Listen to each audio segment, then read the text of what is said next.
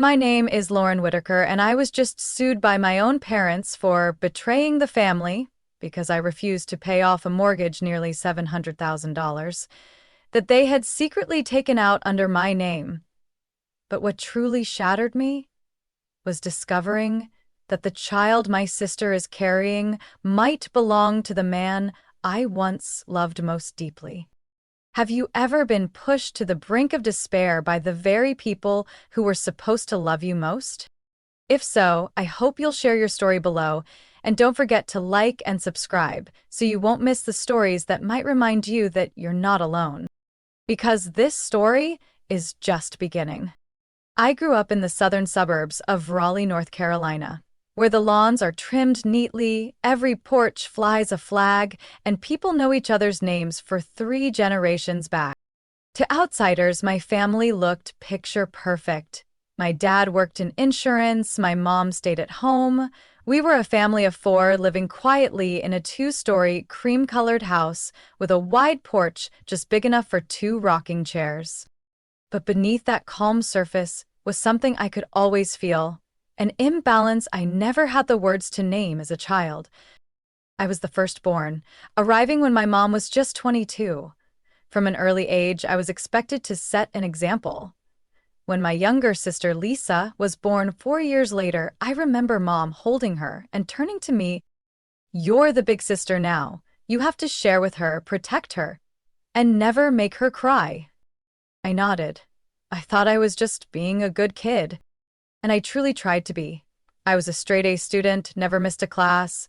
I took piano lessons because Mom wanted me to, joined the swim team because Dad insisted, and entered the debate team because my homeroom teacher said, "Lauren's got a gift for words." I never turned down a single expectation.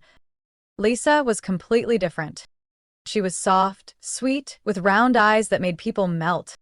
She could break a vase and make Mom laugh just by blinking. She could skip school for a whole week and Dad would call it a rough patch. If I got a B+, Mom asked why it wasn't an A. If Lisa got a C, the family went out to dinner to celebrate improvement. When I was 16, I asked to get a part-time job at the bookstore down the street. My parents reluctantly agreed, but only if my grades didn't drop. That same year, on my birthday, I got an old bicycle Dad had picked up from a friend. Lisa, even though she was still too young, got a brand new phone. I didn't complain. I just thought, I'm the older one, I can handle myself. Lisa went to private school, dropped out twice, then transferred to community college. Tuition? Mom paid for it using the money that had been saved for my graduate school. And me? I studied finance at UNC with a partial scholarship and a mountain of student loans. I worked in the campus library, then tutored the geography professor's kids in the evenings. I once fell asleep in the copy room with my head on a pile of scholarship applications. I didn't blame anyone. Honestly, I felt proud that I never relied on help. I thought I had earned respect. But what I didn't realize was that this kindness would one day be twisted into obligation.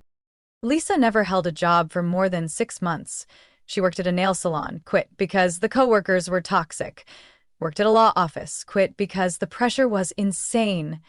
Worked at a coffee shop, quit because the manager didn't understand real coffee culture. Every time she was unemployed, she moved back home. And even though I lived in Boston, I always got the call. "Sweetie, Lisa got her wallet stolen. She can't make rent this month. Her car broke down. Could you send over $800? I'll pay you back soon. Lisa just broke up with her boyfriend. She needs a vacation to reset. Can you help her out?" And each time, I looked at my bank account, sighed, and sent the money. I told myself just this once. But once turned into a habit. That an expectation. Every time I saw my parents' name pop up on my phone, I knew the message would be about Lisa. At 28, I finally paid off my first student loan. I bought a tiny condo in Brookline and picked out every piece of furniture myself, from the armchair to the bedside lamp. I thought maybe now my parents would see me differently. Maybe they'd call just to say, "We're proud of you." Instead, I got an email from Mom. "Lisa's thinking about interior design. She needs a course in New York. Tuition is about $5,200. Do you think you could invest in your sister's future? Invest? I didn't reply right away. I kept rereading the word invest and felt something tighten in my throat. When did helping my sister stop being a choice and start being a duty? Just because I was more successful? I remember when I was promoted to finance team lead. At Thanksgiving dinner, I shared the good news. My dad nodded, then immediately changed the subject. Lisa's stressed about her credit card debt. Can you help her rebuild her credit? Mom chimed in. You should co-sign a legal loan for her with your salary. That's easy. I took a sip of wine, hiding the bitterness spreading in my chest. No one asked how I felt. No one said, "Well done, honey." Maybe the worst part wasn't the money. It was realizing that the only value I held in their eyes was as a resource, not a daughter, not a sister, not even a person with feelings. I didn't yet. I nodded. I promised to check my budget. But inside me, something started to shift. A slow awakening that I couldn't unsee. I started journaling every night, not to complain, but to remember the things I was constantly made to forget, how hard I had worked, what I had survived, and who I was when I wasn't carrying everyone else's weight. I never imagined that just 1 year later I'd be dragged into court, not because I did something wrong, but simply because I stopped saying yes. And I never could have predicted that the betrayal would cut even deeper.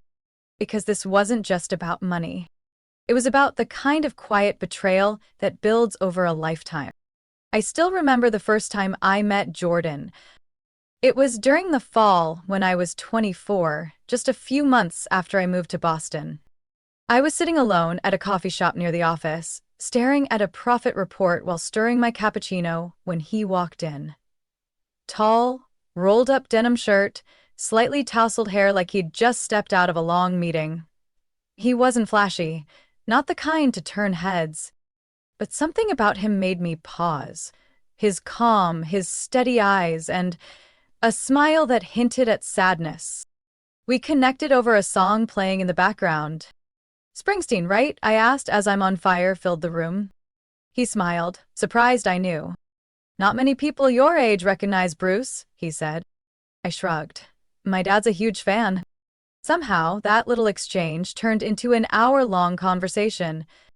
His name was Jordan Hayes, an architect, 5 years older, managing a housing redevelopment project in Dorchester.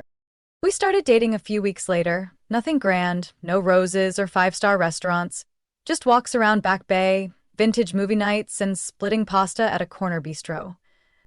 He listened. Really listened. He knew when to be silent and when to draw me out. No one had ever asked, "Are you okay?" the way he did. As if he truly wanted to hear the answer. A year later, I brought him home to Raleigh for Christmas. I remember the look my mom gave him when he stepped through the door. Not harsh, not judgmental, just quietly calculating. Lisa was different. She practically lit up when she saw him. She flirted at dinner, winked when he told stories, occasionally touched his arm when laughing too loudly. I didn't think anything of it. Jordan just smiled politely and turned back to me whenever Lisa overstepped. I trusted him. After the holidays, we returned to Boston. Everything seemed fine. Jordan started mentioning the future. If we're still together in a year, what would you think about moving in? I didn't answer right away, but I started imagining it. A home with 2 adults who knew how to share. A little tree planted in the backyard. A reading chair by the window for Sunday mornings. And then that summer, I was assigned a long-term project in Chicago, set to last nearly 2 months. Though it was hard for him, Jordan encouraged me to go. "It's a great opportunity," he said. "We can still stay in touch." So I left. And during those 2 months, everything began to blur. The FaceTime calls became less frequent. The text messages came later and later. When I asked, Jordan said he was swamped at work, exhausted, and needed some quiet time. When I returned, I could feel something was off. His apartment was a bit messier than usual, and there was a faint, unfamiliar perfume in the living room. Behind the couch, I found a small earring. Definitely not mine. He said it belonged to a friend's girlfriend who had stopped by. I didn't fully believe him, but I didn't press either. I started to have doubts, but I was too afraid of losing him to face the truth. One evening, while Jordan was out with friends, I opened his laptop, not to snoop, but simply because I needed to send an urgent report. But when the browser autofilled recent tabs, one name in the search history caught my eye. Lisa Whitaker, Instagram. I don't remember how long I sat frozen in front of the screen. Then came the messages. Short chats between him and Lisa, flirty exchanges, arrangements to meet up for a bit, even selfies taken in a hotel hallway with a joking caption, "Big sister's little secret." I didn't scream. I didn't smash anything. I simply packed my things, left the keys on the kitchen counter, and walked out of that apartment without looking back. I cut off all contact with Jordan afterward. No explanations, no need for apologies. As for Lisa, I didn't call, didn't text. I didn't know where to start, or if there was even anything left worth saying. For years after that, I avoided every family gathering where I knew Lisa would be present. I blamed work, my health, couldn't find a good flight. My mother would ask, but I'd just smile and say, "I'm an adult now. I've got a lot on my plate." And I thought that chapter had closed. I thought I had moved on. Until the day I received the lawsuit from my own parents. And a text from Jordan. Lisa is pregnant. The father's name? Still blank. I stared at my phone screen for a full hour, not replying. My hands were shaking, not out of anger, but from the sheer weight of déjà vu. The same old spiral pulling me back in, this time heavier than I could bear. Because this wasn't some teenage heartbreak? This wasn't a forgotten earring behind a couch. This was a human life being created amid secrets, manipulation, and tangled relationships I never agreed to be part of. Yet somehow, I was the one dragged in, blamed, expected to take responsibility. I had never felt more alone in my own family. I received the letter from the bank on a Tuesday afternoon just after leaving a grueling 3-hour strategy meeting at the office. Boston was chilly, a light drizzle clinging to my wool coat. I trudged back to my Brookline apartment, leather shoes soaked, thinking only of a simple dinner and a light movie to shake off the day's stress. In the shared mailbox of the building sat a thick envelope, stamped with the name Northeast National Financial Bank. I frowned. I hadn't opened any new accounts with them. Inside was a bulky file, a copy of a mortgage loan agreement for a property in Asheville, North Carolina, totaling $680,000. And the shock. The borrower's name was Lauren Whitaker. I stood right there in the hallway, reading page after page under the dim yellow light. Each word struck like a blow to the chest. A 30-year fixed-rate mortgage, interest percentage nearly at market cap. The first payment due early next month. The home, a 3-bedroom, 2-bath unit in a newly developed hillside community. Everything was in order, everything was signed by me. Or, at least, by something that mimicked my signature with terrifying accuracy. I don't remember how I got back up to my apartment. My heart was pounding, my throat dry, hands trembling as I laid the file on the kitchen counter. I poured myself a glass of water, then dumped it out. Couldn't swallow. I sat down, opened my laptop, and logged into my bank account. No recent large transfers. But my name was now tied to nearly $750,000 in debt. That night, I didn't sleep. I called the bank the moment they opened the next morning. The loan officer wasn't available. I left an urgent message. Then I called the legal assistance hotline my company subscribed to. They booked me for a consultation next week. Around 10 o'clock that same morning, my phone rang. It was my mother. "You got the letter, right?" she asked casually, like she was talking about a birthday card. I sat upright, phone pressed to my ear. "What are you talking about? What is this house? Why is there a mortgage in my name?" She sighed. "Don't get worked up. It's a family matter. We need to talk in person. Come home to Raleigh tonight. Lisa will be there too. No, I nearly shouted. You need to tell me right now. Is this fraud? Did someone steal my identity? Silence. Then her voice, slightly annoyed. You always overreact. This is a family issue. No one stole anything. Come home, 6 o'clock. She hung up before I could say another word. I took 3 days off from work. There was no way I could sit through meetings or write emails with my mind spiraling. I booked a flight to Raleigh, landing around 4:30 p.m., right during rush hour. I rented a car and drove toward the house I had grown up in, gripping the steering wheel so tightly my fingers went numb. Lisa's Honda Civic was parked out front. I recognized it. My parents had put it in their name for her 2 years ago when she started over after a major romantic setback. A phrase Mom used to describe Lisa getting fired for skipping 3 shifts in 1 week. I stepped inside. Everyone was already seated in the living room like some scripted family summit. My mother stood to pour white wine, placing the glass in front of me like I'd just returned from a business trip. My father nodded and gestured to the seat across from them. Lisa sat off to the side, legs crossed, eyes glued to her phone, pretending I wasn't there. Ember, my dad began, but I cut him off. My name is Lauren, and I want to know what the hell is going on. My mother set her glass down, shaking her head gently. Don't be so harsh. We're just doing what's best for the family. How? By taking out a $680,000 mortgage in my name? By forging my signature? By trapping me in a massive debt I never agreed to? Lisa looked up. It's not like we trapped you. You're doing well, right? You always say you're investing, buying property, traveling. Helping out a little shouldn't be a big deal. I turned to my father. Do you honestly think this is legal? Do you think I'm just going to let this go? My father clenched his fists, not angry, just disappointed.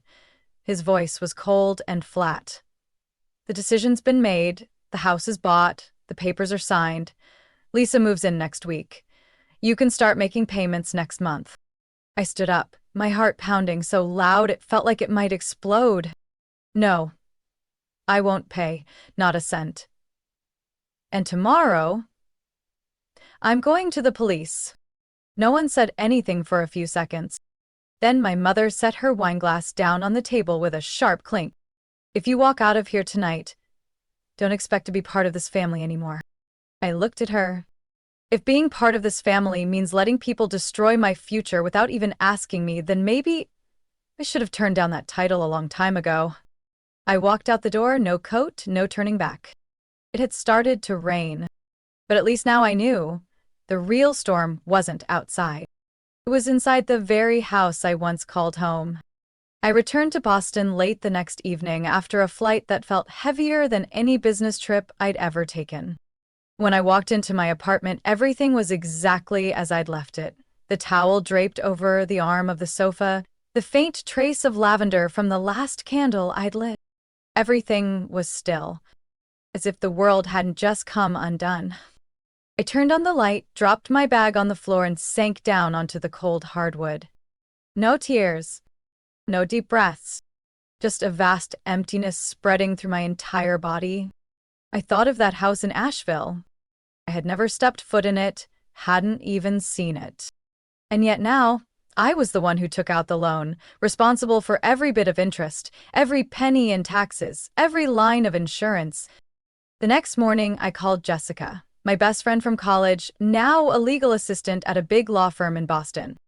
I told her everything. Every detail, every line in the mortgage contract. Even my mother's final words at the doorway, if you step out of here, you're no longer part of this family. Jessica went silent for a moment.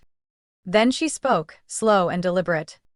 Lauren, this is more serious than you think. This is identity fraud, financial fraud. They've not only violated your personal rights, but jeopardized your credit and legal standing. Her words made my chest tighten. Still, part of me clung to a thin thread of hope. But they're my parents, Jez. I don't want them to go to jail. Ben said, gently but firmly. I get it. But right now, the most important thing is protecting yourself. Doing nothing means accepting the consequences. Jessica referred me to Rachel Goldstein, a lawyer who specialized in family financial abuse cases. We met at her office that Monday afternoon. Rachel was in her 40s, wore glasses, spoke slowly but with a quiet sharpness. She didn't act shocked. It didn't seem surprised. And somehow that made me feel safe. After hearing my story, Rachel opened her laptop and began typing. "We'll need full documentation," she said. "Copy of the mortgage agreement, your personal financial records, signature samples, and any texts, emails, or recordings that show they knew this was wrong." I nodded. "I have a few texts from my mom, but they never say anything outright." Rachel smiled slightly. "Trust me, most financial abusers and families never say things outright, but they leave traces. And with a few of those traces, we can unravel the entire story." I left the meeting with a long list of tasks and a strange mix of relief and dread. I had begun the process of protecting myself, but that also meant officially going up against the people who raised me. 3 days later, I sent a certified letter to my parents. It clearly stated that I had not authorized the mortgage and that any use of my identity without consent was illegal. I demanded they cease all harassment and reverse the transaction, or I would proceed with legal action. 3 days after they received the letter, my father called. I didn't answer. Instead, he left a voicemail. "Lauren, this has gone too far. Your mother's been crying for days. Lisa hasn't eaten or slept. You can't let personal pride destroy this family. Call me back. We'll settle this like adults." I didn't call him back. Instead, I followed Rachel's instructions to the letter. I sent a formal notice to the bank, including a fraud complaint and supporting documentation from my attorney. Then I filed paperwork with the Buncombe County Property Office, where the Asheville house was located. The family backlash didn't take long. 3 days later, my mother showed up in the lobby of my office building, tears streaming down her face, demanding to see me. Reception called upstairs, and I had to ask security to escort her out after 15 tense minutes. That afternoon, I sat in an empty conference room, trembling like a child who'd done something wrong, even though I had done nothing wrong. That night, Jordan texted me. No greeting, no pleasantries, just one line. "Lisa says you're threatening to sue the whole family. Do you really want to take this to court?" I stared at the message for a long time. Then, for the first time in nearly 5 years, I replied, "You don't get to ask me that." Then I blocked his number. Next came the social media posts from Lisa. Photos with captions full of subtle jabs. "Some people share your blood, but not your heart." A video of her crying. "I just wanted a home for my baby and my sister. She's willing to let me be homeless?" She started a GoFundMe page, asking for donations because she was abandoned by family while pregnant. I read it with trembling hands. The comments under her post called me a monster, selfish, a heartless sister. They didn't know. They knew nothing. But I didn't need them to know. I wasn't doing this for sympathy. I was doing it to survive. And I understood something very clearly. When people can no longer control you, they'll try to control how others see you. And in that moment, I knew I was doing the right thing, even if I had to do it alone. I expected things to escalate, but not this fast. Less than a week after I sent the official notices to the bank and local authorities, I received a large envelope stamped by the court. I opened it with shaking hands. Just as Rachel had warned, a lawsuit. Filed by Richard and Margaret Whitaker, my parents. They were suing me. A complaint?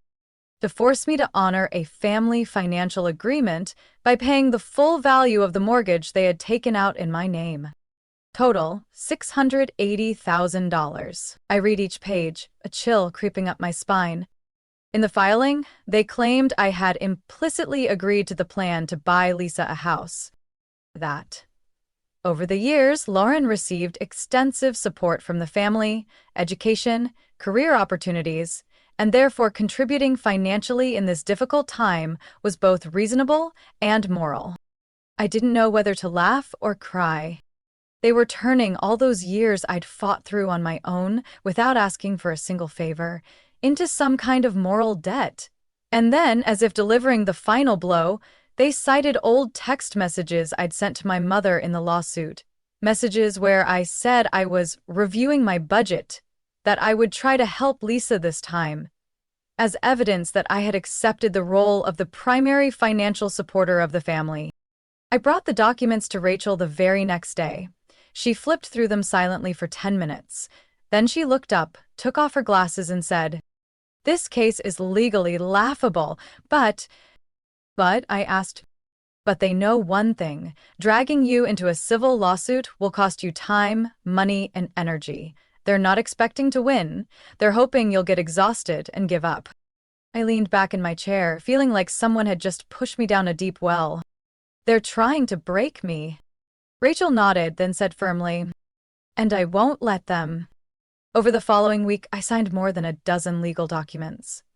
Rachel drafted a countersuit, alleging identity theft, financial fraud, intentional infliction of emotional distress, and online defamation. She demanded the court dismiss my parents' lawsuit immediately and sought damages, both financial and reputational. I was also required to appear for a deposition. A few days later, Lisa posted a nearly 10-minute video on Facebook and Instagram. In it, she said, "I'm not perfect. I know I've made mistakes, but I'm trying to make things right. I'm pregnant. I just wanted a place to start a new life for my baby, and yet my sister, the one everyone thinks is strong and kind, chose to push me and this baby out of her life, out of the home that should have been ours." I watched the video from my apartment, the soft light of my floor lamp doing nothing to ease the tightness in my throat. I knew this would happen, but seeing it laid bare like that, seeing thousands of comments calling me a cold-blooded cash machine, evil sister, heartless overachiever, it felt like I was being dragged back to my childhood, when every one of Lisa's mistakes ended up blamed on me. Only one person in my family reached out to me without accusation or sarcasm. Aunt Carol, my mother's younger sister. She called me late one evening, her voice soft and steady like wind through trees. "Lauren, I'm not taking sides, but I want to say, I know you're not making this up. I've seen how the family's treated you all these years." I choked up. "Do you know about the lawsuit?" "Yes. Your mother called, said you were betraying your blood. But I just want to tell you one thing, Lauren. You have the right to live without being taken advantage of." That one sentence, so simple, made me break down in tears. Rachel scheduled the first hearing with the judge to present our motion to dismiss the lawsuit. In the closed session, the judge instructed both parties to refrain from posting about the case on social media to protect the integrity of the proceedings. My family, the plaintiffs, objected. Their lawyer, a middle-aged man named Peterson, stood up and said, "My clients are simply speaking their truth." Rachel responded coolly, "Yes, and in that truth, they've publicly distorted facts, smeared reputations, and drawn the internet into a civil case that has not yet been adjudicated." The judge agreed with Rachel. She issued a temporary gag order preventing any further public posts related to the case. During that same hearing, Rachel presented key evidence, an email exchange between my parents, which I had found years ago in the tray of an old home printer. In it, my father wrote, "Lauren won't agree to this, but once everything's done, she won't be able to undo it. Let's just move forward." My mother's reply, "In the end, she's still the responsible one. She'll swallow her pride and pay." The judge's displeasure was visible as she read the exchange. She looked directly at my parents and said, "If what's in this document is true, then nothing in your complaint has any legal standing." I sat quietly in the courtroom, fists clenched around the hem of my coat. I wasn't happy. I wasn't smug. I just felt tired down to the bone. When the hearing ended, Rachel gave my hand a gentle squeeze. You just reclaimed a piece of your voice, Lauren. And this is only the beginning. I nodded, eyes fixed on the gray sky above the courthouse. I didn't know how this would end, but I knew I would no longer let them shape the narrative with lies and imaginary moral debts they'd pinned on me for years. I didn't know what to expect from the paternity test results that Rachel had quietly ordered from a forensic lab after that first hearing. I only knew that when the envelope was placed on the table in front of me, the air felt thick enough to cut. Not a match. Jordan was not the baby's father. I looked at Rachel, trying to read her expression. She wasn't surprised. She only said, "We can't use this publicly without consent from all parties. But from a strategy perspective, Lauren, this opens a different angle in the story." I leaned back in my chair, staring at those dry medical lines. Part of me felt relieved. At least that child wasn't my and Jordan's legacy. But another part, deeper and harder to define, felt hollow. I no longer loved Jordan, but old images of us still lived somewhere inside me. And even though I had told myself I didn't care anymore, the truth still stunned me. Not because of the baby, but because of Lisa. Once again, my sister had complicated everything with choices even she couldn't claim. 2 days later, Rachel received a message from a contact in Asheville. Lisa no longer lived in the house under dispute. A neighbor said she had quietly moved out 3 weeks ago. A man, believed to be the baby's father, had visited a few times, driving a black SUV with South Carolina plates. I picked up the phone and called Aunt Carol. "Do you know who that man is?" I asked, though my voice already carried a sinking feeling. She paused for a moment, then exhaled softly. "It's Calvin Rhodes, your dad's longtime friend. He's the deputy director of the regional bank down south." I froze. Calvin Rhodes. The man who had once invested in some of my dad's early ventures? The one who helped my family secure their first mortgage when I was in high school? The one who still mailed Christmas cards to my mother every year? "Are you sure?" I whispered. "There's talk in the family that Calvin helped with Lisa's mortgage paperwork, and that he has a personal relationship with your mother." My heart missed a beat. A thin crack split through me, cold and hollow.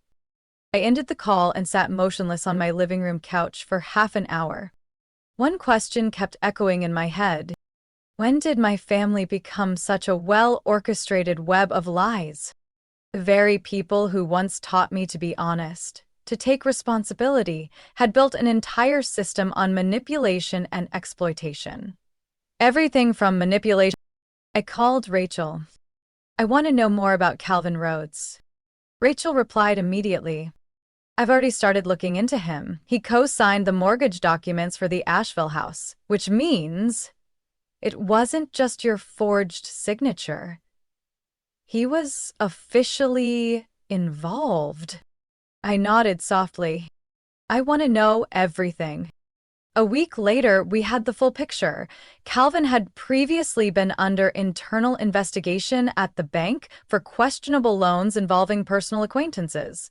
The case was quietly buried with no consequences, but now that my case had been escalated to the bank's higher-level legal division, it couldn't be swept under the rug anymore. I received an email from a local reporter in Asheville. "We understand you're listed as the owner of the property linked to Mr. Calvin Rhodes. Would you be willing to comment? We can keep your identity confidential if needed." I didn't respond right away. I thought about it for 3 days. Eventually, I sent one single line. "I'm not anonymous, but I need control over the story." When the report aired on regional television the following week, I didn't watch it. I only knew the content from texts friends sent me. One of them, a former colleague from college, wrote, "Lauren, you're brave. Not many people stand up in the middle of a storm like that." I read it, feeling hollow inside. Part of me felt vindicated, but the rest still ached with an unnamed pain. 3 days after the broadcast, I got a message from someone I never expected. "Jordan, I just saw the news. I didn't know things got that bad. I'm sorry." That was it. Nothing more. I didn't reply, but I read that message over and over again. Not because I wanted to reconnect, but because I was trying to understand what makes someone so indifferent for so long, only to suddenly show concern once the truth starts to surface publicly. As if you've ever had someone in your family turn you into a shield, twist your kindness into obligation, and use your silence as a trap for their gain, you're not alone. I've been there, I understand. Share your story in the comments.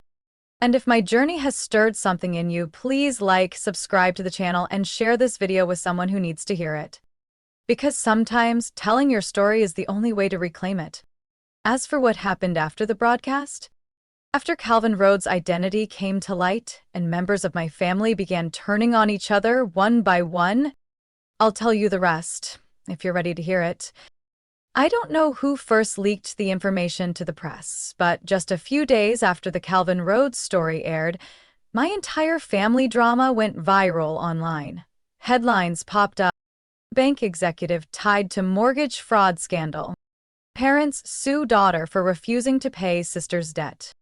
Baby and the unknown father, the mystery behind the Asheville house. I didn't say anything further. Rachel advised total silence while we waited on the court's ruling regarding our countersuit and damages claim. But my silence didn't quiet the storm. It only amplified it. It pushed others, my own family, into the spotlight as if they couldn't bear losing control of the narrative. Lisa shut down the GoFundMe page. Instead, she posted a long message on Facebook that began, "I can't stay silent anymore." In the post, Lisa admitted to a complicated relationship with Calvin Rhodes, but painted herself as a victim of power and false financial promises. She didn't deny that my parents used my name on the mortgage, but tried to justify it by saying it all came from love and the belief that my sister wouldn't abandon her family. But what shook me the most was her final line. "I no longer live in that house. I don't know where I'll give birth, but one thing I know for sure. I've never been truly loved, and I don't think my sister has either." I read that line again and again, and for the first time after everything, I didn't feel anger. I felt a deep, aching sadness. A few days later, I received a message from an unknown number, along with a photo of Lisa sitting on a white plastic chair, holding her pregnant belly, speaking with an older woman with silver hair. The message read, "She's at a maternity shelter in Charlotte. Looks like she's really trying to change." I don't know who sent it. There was no name, no explanation, but I didn't respond either. At that time, I was preparing for the second hearing with the district court, where the judge would decide whether my claim for defamation and legal fees would move forward. Rachel worked tirelessly. She gathered every social media post, screenshots of defamatory messages, and recordings I'd made from calls with my mother, including one where she clearly said, "We need to make her feel guilty. If she gets angry, she'll lose control, and that's when people will see her as the heartless one." Rachel told me to stay calm. But how could I, when my own mother spoke of me like a project to be manipulated? On the day of the hearing, I wore a dark navy suit, tied my hair neatly, and wore no flashy makeup. I wasn't there to play the victim. I was there to make it clear kindness is not the same as being manipulable. It was a closed hearing. Only the plaintiffs, defendants, and legal representatives were present. My family sat a few chairs away. None of them looked at me, except for my father. His gaze was cold and disappointed, like I was the one who had shattered the sacred order he'd worked so hard to maintain. The judge began by reviewing the submitted evidence. When Rachel presented the emails between my parents and Calvin Rhodes, a long silence fell over the courtroom. According to this, the judge said, eyes on the documents, "You not only forged the defendant's identity, but conducted transactions with a banking official now under investigation.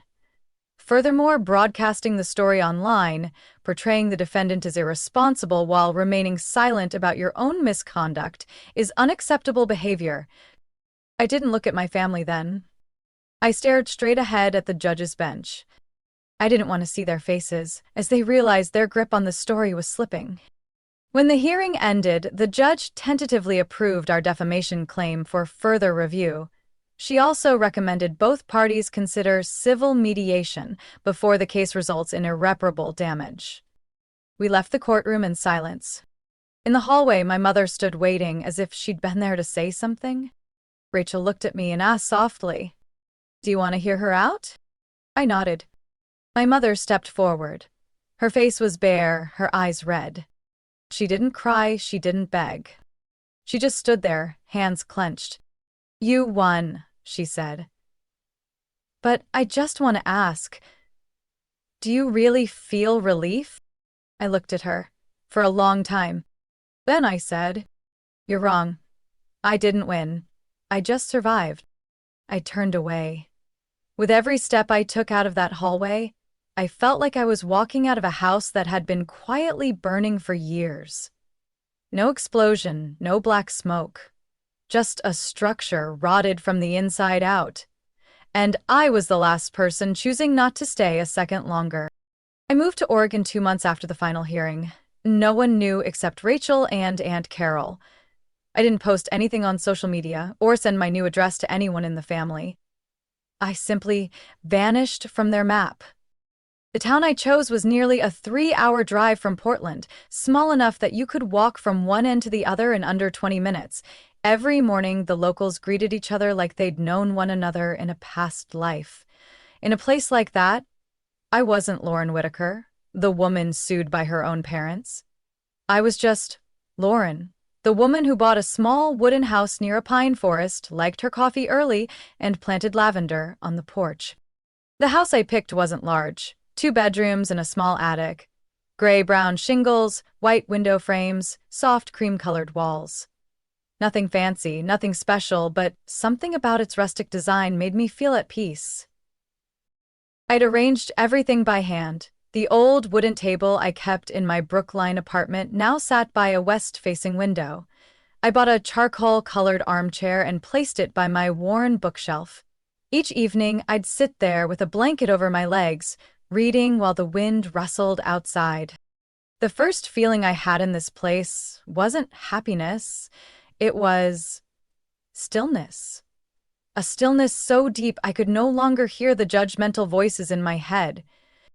No one asked me why I came here. No one forced me to explain my family, and that, to me, was more precious than any words of comfort. I found a part-time job at the local library. Unlike the rigid financial roles I'd held before, here I got to organize shelves, guide readers, chat with old men who loved war novels, and older ladies who borrowed knitting books. Sometimes I'd think, maybe this was the life I should have had all along. I started writing. At first, just small notes in a notebook. Then full paragraphs. Rachel had once said, "You could help others through your story. You don't have to share everything, but enough for them to know they're not alone." So I started a blog, using my real name. I didn't name anyone, I didn't mention places, I just wrote about what I'd felt, endured, and chosen in order to move on. Not long after, someone messaged me. A woman in Iowa said she cried reading my post titled, "When Family Loves You with Conditions." She said her family was pressuring her to repay a student loan for her brother who had dropped out. Then another woman, in Minnesota, she wrote, "The first time I said no was after reading your story." I didn't know them, but I saw parts of myself in each of them, and every time I got a message like that, my heart clenched, both aching and warm. One evening in early April, after the snow had melted and grass began to green, I received a package with no return address. Inside was a small wooden box. The jewelry box my father had made for my 8th birthday. I thought it had been thrown away long ago. Along with the box was a scrap of paper with a scribbled note. "This belongs to you, Mom." No apology, no explanation, just the box, and memories I could never erase. I picked it up and opened the lid, the inside still lined with purple velvet just like it had been. I remembered hiding my first silver ring in there, remembered the faint scent of pine wood that drifted out when opened. I sat on the wooden floor of my new home, the box in my hand, sitting silently for a long time. I didn't cry. I wasn't angry anymore either. I just felt like something that had once meant the world to me had finally become part of the past. 3 days later, I took the box out to the backyard, setting it beneath the young apple tree I'd recently planted. I didn't bury it, I just left it there as a goodbye that didn't need words. A few weeks later, Aunt Carol called. She asked how I was, then mentioned the family was in a bit of chaos. My mother had cut ties with most of the maternal relatives. My father filed for early retirement. Lisa had moved in with an old friend in Georgia. Aunt Carol said, "I'm not calling to gossip. Just want you to know, no matter what happens, you're still someone I believe in." I didn't know what to say. Eventually, I just told her, "I'm okay, truly okay." That summer, I hosted a small gathering at my house, the first since I moved. Just a few new friends from the library, the neighbor next door, and an elderly couple 3 houses down. We ate apple pie, drank iced tea, and shared stories under paper lanterns strung across the yard. A widow named Marcia reached out to touch the bracelet on my wrist and said, "The room Lauren taken was Lauren's. You have such a peaceful presence. Makes people want to sit beside you forever." I laughed. Maybe because I've walked through enough unrest. Marcia tilted her head, smiling. "Well then, welcome home." And in that moment I thought, maybe, for the first time in my life, I truly understood what home meant. Not where you're born, but where you choose to live as your truest self. By the end of October, the town began shifting into fall. Streets lined with golden red leaves, the air crisp with the scent of burning wood from small chimneys. I often woke earlier than usual, wrapped in a long sweater, poured herbal tea, and sat on the porch watching the sunrise behind the eastern trees. Everything felt still. That peace didn't come from all the pain being gone. It came from no longer needing others to change in order for me to feel calm. One Friday morning, while shelving books at the library, I came across a local journal featuring an article about a nonprofit financial project for women hurt by family asset disputes. The founder was a woman from Seattle who had to pay off her parents' mortgage after their sudden bankruptcy. She wrote in the article, "I don't want other women to ask themselves, if I don't help my family, am I still a good person?" That question hit me hard. That night, I opened my laptop and wrote her an email, briefly sharing my story, what I'd been through, and expressing interest in supporting the program, even remotely. 3 days later, I received a warm reply. She invited me to serve as a mentor in an online support group where women could share their stories and receive encouragement from others who had survived similar experiences. And for the first time in years, I felt like I wasn't just surviving, I was creating value from what once nearly broke me. We met via Zoom once a week. I wasn't an expert, just someone who'd walked the road they were on. One time, a young woman named Alicia cried as she shared how her mother secretly borrowed money under her name to pay off her brother's credit card debt. She felt guilty for not helping, but also deeply angry and hurt. I looked at her and said gently, "Love should never make you feel like you're in debt." She stopped crying, then slowly nodded. Sessions like that helped me realize something simple but profound. When we dare to tell our story with honesty, not dressing it up, not hiding from it, it becomes a light for others to keep going. That Thanksgiving, I received a package. The sender, Lisa. I thought I'd never see my sister's name written in handwriting again. I placed the parcel on the kitchen table, hesitated for a long while before opening it. Inside was a simple card, in a familiar script. "Lauren, I'm not asking for forgiveness. I just want you to know, I'm trying. I've found a part-time job, and I'm studying childcare at a community center in Savannah. The baby is healthy." I named her Elise. I didn't give her her father's last name. I gave her mine. "Huh? Whitaker?" My hand trembled slightly as I put the card down. Beneath it was a small picture frame. Inside it, a photo of Lisa holding a newborn girl. There was something different in her eyes. Exhaustion, yes, but a new clarity too. I didn't know how I felt. It wasn't forgiveness, but it wasn't bitterness either. It was a heavy, quiet feeling, like a long, soft rain after a summer drought. I didn't respond right away, but I placed the photo on the bookshelf in my study.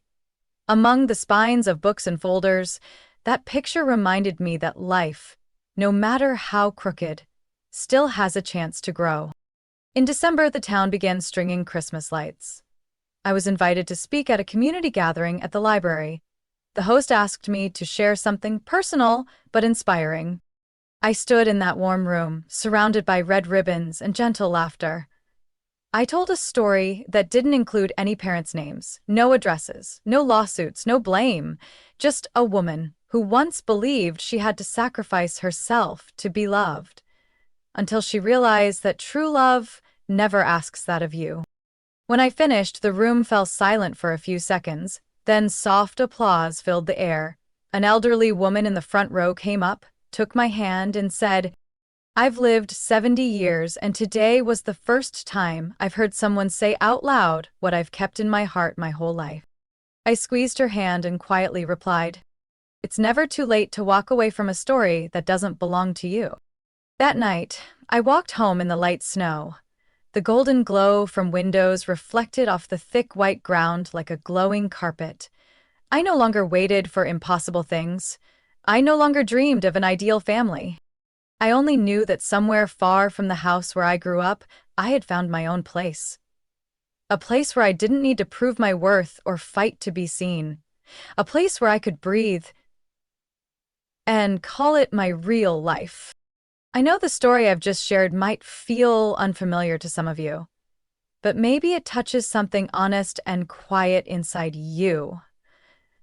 Maybe you too have stood at the edge between love and hurt, asking yourself, am I wrong for saying no to my own family? If you've ever gone through something like that, no matter how big or small, I'd love to hear your thoughts below. How do you see the line between family loyalty and self-respect? Because sometimes, just one word from you could help someone out there feel a little less alone on their own path. And if you believe stories like this are worth telling, please follow the channel. There are still many layers of family life I'll continue to explore. Quiet truths, deep emotions, and things as real as the breath we take each day. See you in the next story.